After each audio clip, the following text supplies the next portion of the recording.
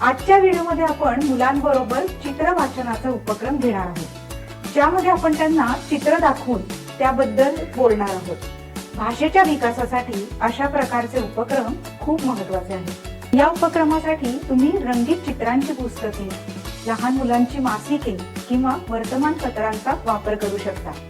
चला तर मग बघूया अंगणवाडीतील मुलांबरोबर हा उपक्रम कसा करता येईल। चित्र दाखवणार मी तुम्हाला, तुम्ही मला ओळखून दाखवायचं ते चित्र कसलंय। बघा बरं चित्र कसलंय, गार्डन, बाग। कोण कोण जातं बरं बागेमध्ये? अजून काय दिसते बरं? घसरगुंडी। अजून बघा, जागा नाही हलवायची, तिथून सांगायचं। सांगा बरं। बॉल। अजून गाडी। झाड दिसते का रे?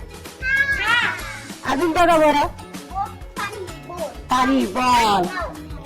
नाव, पाण्यामध्ये नाव पण आहे। किती छान सांगितली माहिती, टाळ्या वाजवा सगळ्यांनी। तुम्ही पण तुमच्या अंगणवाडीतील मुलांना वेगवेगळ्या प्रकारची रंगीत चित्रे दाखवा। चित्रात कोण आहे, काय करतात, चित्र कुठल्या ठिकाणचे आहे, चित्रात काय काय दिसतंय, चित्रात जे काही दिसतंय त्याचा रंग काय, आकार कोणता, ते कसे आहे, त्याचा उपयोग काय आहे, अशा प्रकारचे प्रश्न विचारावे आणि मुलांना बोलायची संधी नक्की द्या। हे लक्षात ठेवा की कोणतेही उत्तर चुकीचे नाही, त्यामुळे सर्व मुलांना मोकळेपणाने न घाबरता बोलण्याची संधी द्या आणि त्यांचा उत्साह वाढवा।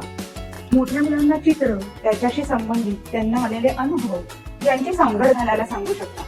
उदाहरणार्थ, चित्रात दाखवलेल्या ठिकाणी ते कधी गेले आहेत का, किंवा कोणाबरोबर गेले होते, तिथे त्यांनी काय काय केलं किंवा काय काय पाहिलं, असे प्रश्न तुम्ही विचारू शकता आणि त्याबद्दल आलेले अनुभव सांगण्याची संधी देऊ शकता।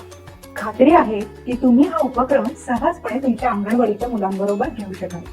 लवकरच भेटूया एका नवीन व्हिडिओसह। धन्यवाद।